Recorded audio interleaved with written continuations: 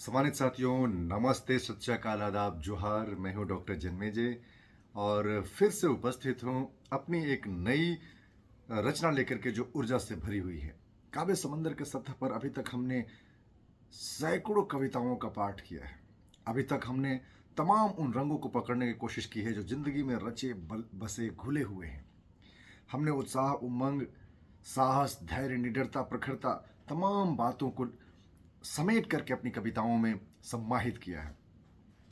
जी हाँ, आज हम जब स्त्रियों की बात करते हैं, स्त्रियों के साहस की बात करते हैं, स्त्रियों के बराबरी की बात करते हैं, स्त्रियों के अस्तर की बात करते हैं और पूर्व में यानी कि इतिहास के पन्नों पे स्त्रियों की जो जो जो तस्वीर है, उन सब पर नज़र डालते हैं तो दो नाम ऐसे हैं जो हमें बहुत ज़्यादा प्रभावित करते हैं।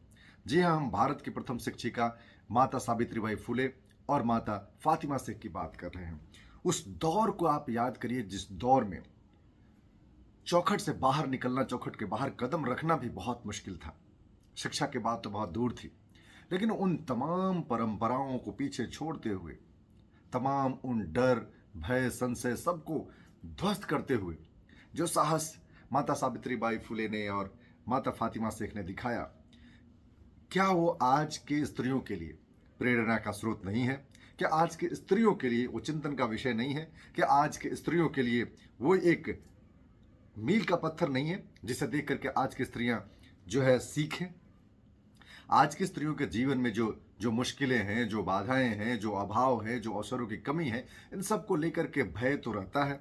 उनकी तरफ से शिकायतें भी बहुत रहती हैं। यदि सावित्री बाई फूले और फातिमा शेख यदि शिकायत पे आ जाती तो क्या होता?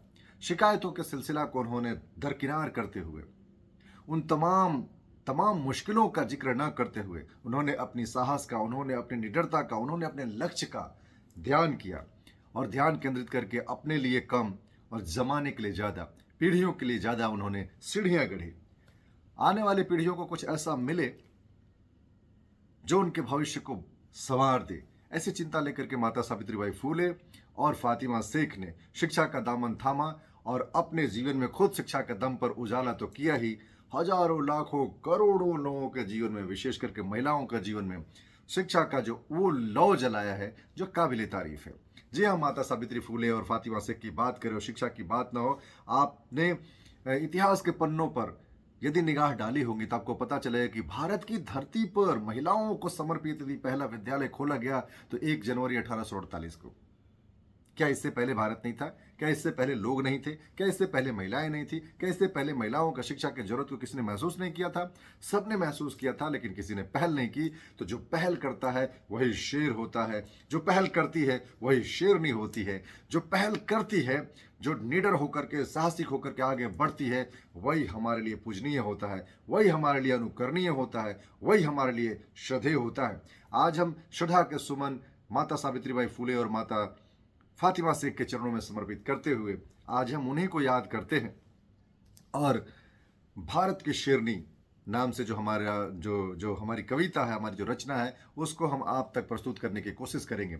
साथियों, यदि अभी तक आपने हमारा यूट्यूब चैनल काव्य समंदर हमारा एक यूट्यूब चैनल है, इसको यदि आपने सब्सक्राइब नहीं किया है तो आपसे विनती है, गुजारिश है कि आप इसको जल्द से जल्द सब्सक्राइब कर लीजिए। और यदि आप सब्सक्राइब कर चुके हैं, पहले से हमारे श्रोता हैं, तो आपका मैं बहुत बहुत धन्यवाद करता हूं। बस इतनी सी गुजारिश है कि हमारी आने वाली तमाम रचनाओं को वैसा ही प्यार देते रहिए जैसा पहले से आप देते रहे हैं, ताकि हमारा दायरा बढ़ सके। जी हाँ, और सुझाव देना ना भूलिए, क्योंकि आपके सुझावों के दम पर ही हम बेहतर लिखते हैं, बेहतर रचते हैं, बेहतर प्रस्तुति करते हैं और बेहतर सोच पाते हैं। क्योंकि हम बेहतर ना लिखे, बेहतर ना सोचे, हम उन विषयों को, उन रंगों को, उन भावों को पकड़ने की कोशिश ना करें जो हमारे जीवन से जुड़ी हुई हैं, तो फिर बेकार की बातों में अपना वक्त जाया करना हम नहीं समझते हैं कि कोई काम का है। तो हम ज़्यादा वक्त न लगाते हुए आपसे गुजारिश करते हैं कि कविता के इस प्रवाह में बने रहें। और मैं अब आता हूं अपनी कविता भारत की दो शेरनी। ज्ञान की देवी सावित्री, तेरे बच्चे मिलने आए हम। ज्ञान की देवी सावित्री और ज्ञान की देवी फातिमा, तेरे बच्चे मिलने आए हम। माता कहकर तुझे पुकारे या शेरनी बुलाए हम। जी हाँ, भारत की ऐसी महान नारियों को, ऐसी वीरांगनाओं को हम शेरनी नहीं कहेंगे तो भला किसको कहेंगे। इसीलिए ज्ञान की देवी सावित्री, ए ज्ञान की देवी फातिमा, तेरे बच्चे मिलने आए हम, माता कहकर तुझे पुकारे या शेरनी बुलाए हम। आए अकेले, आप अकेले चली हमेशा, आप अकेले चली हमेशा, और कभी माता फातिमा, दोनों का अमर इतिहास रहा, कैसे उपकार चुकाए हम, माता कहकर तुझे पुकारे या शेरनी बुलाए हम, या शेरनी बुलाए हम। अक्षर अक्षर ज्ञान की ज्योति, अक्षर अक्षर ज्ञान की ज्योति, धधक मशाल जलाई थी, अक्षर अक्षर ज्ञान की ज्योति, धधक मशाल जलाई थी। सदियों से था जहां अंधेरा, अमर निशान बनाई थी, अमर निशान बनाई थी।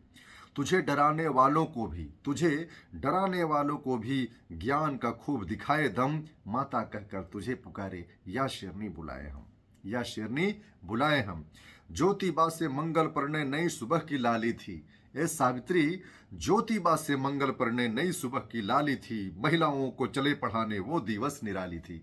आप सोचिए कि उस दौर में जहाँ बंदिशें हैं, बंदिशें हैं, जहाँ जहाँ है कि इसे कहा जाता था कि ये जो वेदांश का ये आदेश है, ये वेदों में लिखा हुआ है कि महिलाएं अध्ययन नहीं कर सकती है, शिक्षा से उन्हें दूर रहना है, चौखट के बाहर नहीं निकलना है, घूंघट करने हैं। ये सारी चीज़ें यदि हमें धार्मिक तौर पर, यदि हमें प्रताड़ना के तौर पर या दबाव के तौर पर यदि हमें महसूस करा जाए, कितना मुश्किल होगा।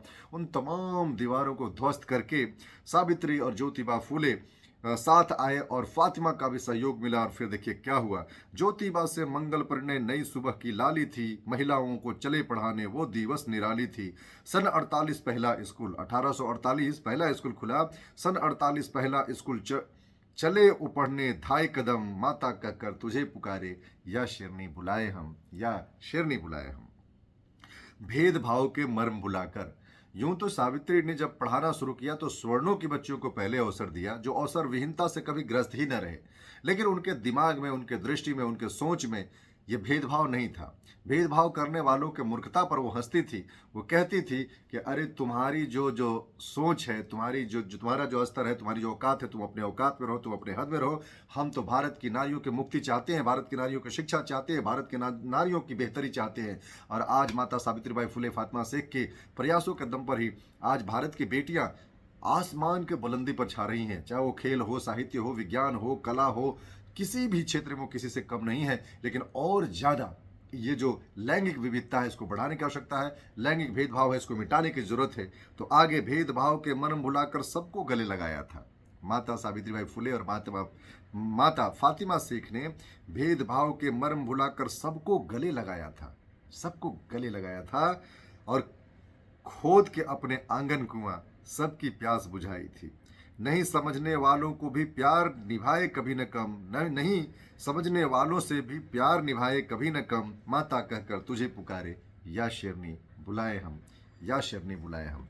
बने रहिए और आगे दो किताबों के जिक्र के बाद कुछ और हम पंक्तियां आगे बढ़ेंगे। ये तस्वीर आप देख रहे हैं, ये तस्वीर है माता फातिमा की। समाज क्रांति की जगनी कहते हैं, और बुधशरण हंस जो सेवानिवृत्त IAS ऑफिसर हैं, उनके द्वारा ये लिखित किताब है। इसमें फातिमा की बहुत संक्षिप्त में, शानदार शैली में जो है कि किताब लिखी हुई है। उनके जीवन पर प्रकाश डालते हुए मैं धन्यवाद करता हूँ इस किताब के लेखक बुधशरण हंस जी का, जो समाजिक क्रांति के आग को उसी धधक के साथ आगे बढ़ा रहे हैं, बहुजन महापुरुषों के संघर्षों को आगे बढ़ा रहे हैं, उनके जीवन दर्शन को आगे बढ़ा रहे हैं, और खुद वो एक संघर्ष के प्रतिमूर्ति रहे हैं। आगे दूसरी किताब है ये गुलामगिरी एक किताब है। ये किताब के जो रचनाकार थे ज्योतिबा फुले थे, और अनुवादक हैं डॉक्टर बिमल कीर्ति। ये किताब भी उन संघर्षों को दर्शाती है, अंधविश्वास पाखंड पर प्रहार करती है, सत्य शोधक के उन लक्ष्यों को जन जन तक पहुंचाती है कि हम अपने जीवन में किस प्रकार से उजाला कर सकते हैं शिक्षा का दामन थाम करके।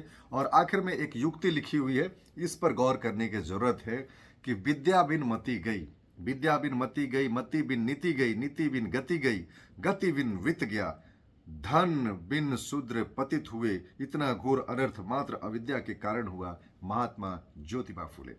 जी हाँ, ज्योतिबा फुले का मानना था कि समाज में जितनी मुश्किलें हैं, या व्यक्ति के जीवन में जितनी मुश्किलें हैं, सबके पीछे जो अज्ञानता है, वो ज्ञान की कमी है, वो जागरूकता की कमी है, वो निरक्षरता ही है जो व्यक्ति को निष्ठुर बनाता है, व्यक्ति को भेदभाव करने वाला बनाता है, व्यक्ति को गरीब बनाता है, व्यक्ति को दरिद्र बनाता है, व्यक्ति को विभत्स बनाता है, व्यक्ति को मजबूर बनाता है। तो तमाम मुश्किलों के पीछे उन्होंने इस निरक्षरता को, इस अज्ञानता को उन्होंने करार दिया था। और इस निरक्षरता और अज्ञानता को मिटाने के लिए ज्योतिबा फूले को साथ लेना पड़ा, सावित्रीबाई फूले का, फातिमा शेख का। सब तीनों ने मिलकर के जो क्रांति की अलख जगाई, जो शिक्षा का प्रयास किया, वो काबिल तारीफ है, दुनिया में एक मिसाल है। जहाँ लोग खाने पीने में व्यस्त थे, जहाँ लोग अपने जीवन में व्यस्त थे, वहाँ सावित्रीबाई फूले, ज्योतिबा फूले और माता फातिमा शेख ने एक ऐसा झंडा बुलंद किया, एक ऐसी मसाल जलाई लोगों के बीच में जो युगों युगों तक प्रकाश फैलाता रहा। मैं अपने दिल के गहराई से माता सावित्रीबाई फूले और माता फातिमा शेख को नमन करता हूँ, वंदन करता हूँ। उनके संघर्षों को, उनके उपलब्धियों पर नाज करते उन्हें सलाम करता हूँ। एक बार पुनः आपसे गुजारिश करता हूँ, काव्य समंदर अपना यूट्यूब चैनल है, सब्सक्राइब करें और ढेर सारा प्यार दें। स्वस्थ रहे, मस्त रहे, खुश रहे, अपने जीवन में अपने तमाम लक्ष्यों को प्राप्त करें अपने मेहनत के दम पर। तब तक के लिए आप बने रहें। अगले वीडियो में फिर मिलते हैं। सब्बा खैर, शुभ रात्रि, बहुत बहुत धन्यवाद।